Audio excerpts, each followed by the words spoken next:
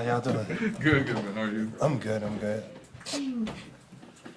Chris, postseason football, you talk to all the young guys about how it's going to get faster and faster and everything changes. How real is that, and how much do you feel more comfortable going to these games later in your career from what you did maybe earlier? It's a little different. The game speeds up, the level of intensity, the level of discipline you got to have to make sure you minimize error and maximize potential. So I think we beat the young guys up over the week to understand what type of level of play we need from them and the expectation playing playoff football in Arrowhead, GEHA, wherever stadium.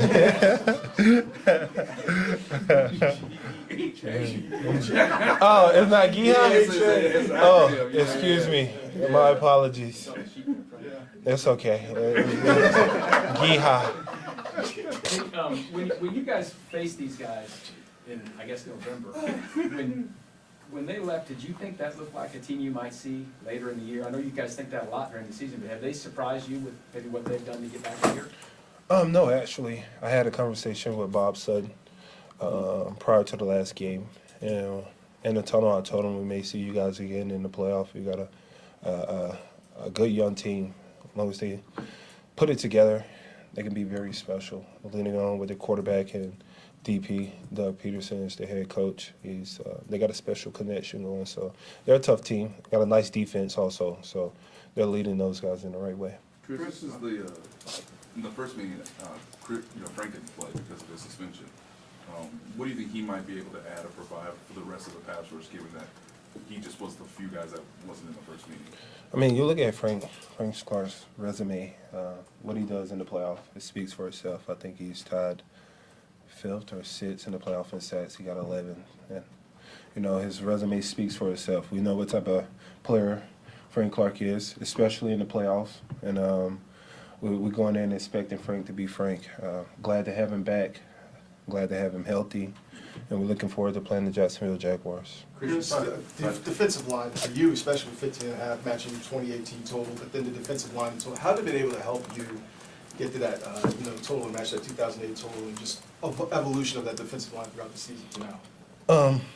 I think it's an accumulation of the D-line room, unselfish guys, the D-line coaches, starting with Joe Cullen, assistant Terry Braden, stand with me before and after practice, me committing to wanting to be the leader, be the best, committing to improving my pass rush from last year, me committing to make sure that I put the extra work in, and it shows. I give all the credit to my D-line. Been unselfish. Some guys taking 2-3 people at times, so I can get to one-on-one, and Spads scheming for me. It goes. It's a lot that goes into that. The success of one player, especially the players around you or the players in your room, committing to you and letting you receive whatever that may be, a specific play or them taking on over gaps. And, it's a game of football, unselfish guys all doing it in 111, and I'm truly appreciative for the guys I have in the room. Chris, you're not much, obviously, an individual sack guy, especially in the playoffs when it comes to wins, but just how sweet will that first playoff sack be if you're able to get it? I thought you was going to dodge the question. Unfortunately, I have, 10 to 11 playoff games, no sacks. That's not a huge priority, but I'm going to make sure I get one this go around just to shut you guys up. Chris, I asked this to Juju a little bit ago, but just obviously you played in the NFC Championship game last year. What would it mean for you, given all the work that you've done, to have another chance to play in that game with a victory on Saturday? We got to get there first. We got Jacksonville coming up. We've got a good team who is looking to come in with the expectations of winning. That team is they're a competitive group of guys looking to make their mark in this league. So we got to take care of these guys even before mentioning the AFC Championship and thinking too far ahead. Let's just handle Jacksonville and let's focus on how we're going to stop these guys. Chris, in that game against Jacksonville in November, Colin Saunders had some big moments. From playing shoulder to shoulder with him, how far has he come in the last few years? I mean, I think his maturity speaks for itself, his growth this year. I think a huge part of that is bringing in Joe Cullen, Terry Braden. You know, if you look at the overall defensive line from last year to this year, I see a tremendous jump in level of play from all guys, whether it's Colin Sanders, whether it's Derek Nottie, or whether it's Mike Dana. And then you bring in a rookie like George Karlaftis. You know, he finished the season strong. And we harp on it's not about how you start, it's about how you finish. But Colin, in particularly, we seen it in training camp, how he was attacking, his demeanor, his level of focus, his level of domination in training camp, and it just shows on the field. You know, Colin, unfortunately for him, he didn't get to play as much last year dealing with injury and the years prior.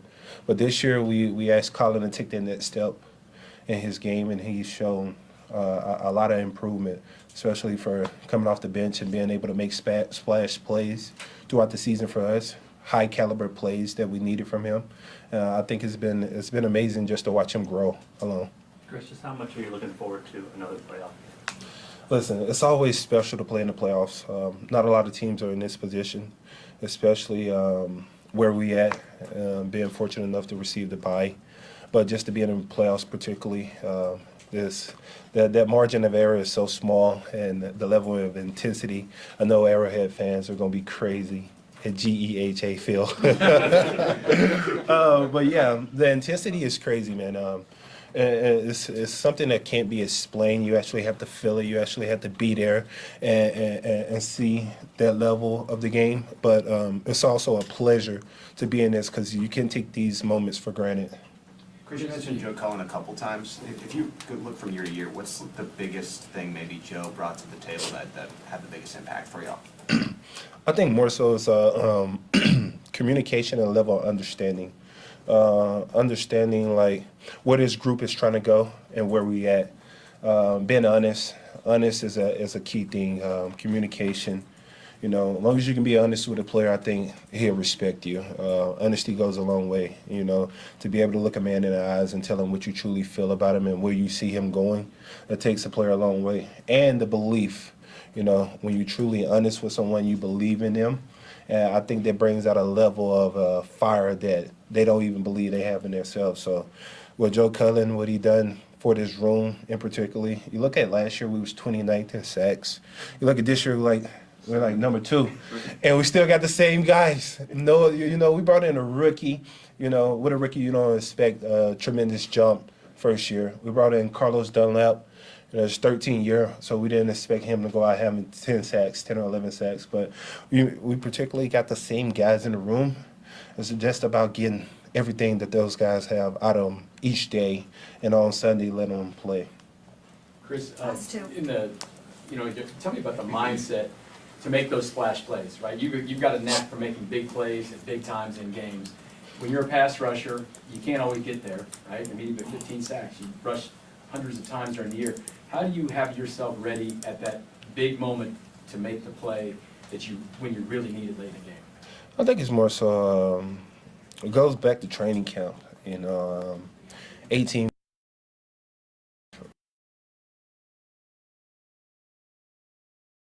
Whether it's the 12 play, whether it's the 18 play, it's a possibility. It might be a small possibility that you can get there, but as long as you're giving your all, you can make a difference. And with me, it's like, as long as I'm able to rush the passer, I'm going to try to rush the passer and win, whether it's the first play, the last play, or the play to close the game. And especially in the fourth quarter, when everything is on the line, I get a little extra in me because I know how important it is. And I've just been fortunate, man. I've been very, very fortunate this year to get there. Last one. Chris, just talk about how important it is to play a complete game on Saturday. Jacksonville came down from 27 points and came back and won, and you guys struggled last year in the playoffs with being down. How important is it to play full 4 quarters? Yeah, Jacksonville shows you their resiliency. Last week, 17 down, right? 27, excuse me, no pun intended. 27 down. And then be able to come back and win the game by 2. That speaks volumes. That speaks what type of team you're dealing with, right there. You know, they don't quit. And coming here, we know we're going to have to play fourth quarters, maybe overtime with these guys because that's a competitive group. So looking forward to it. And hopefully we don't go down 27 to them and have to come back. Hopefully Any we thoughts can. on Germany? We're playing in Germany next Yeah, I seen that. Yeah, I can't wait to get over there.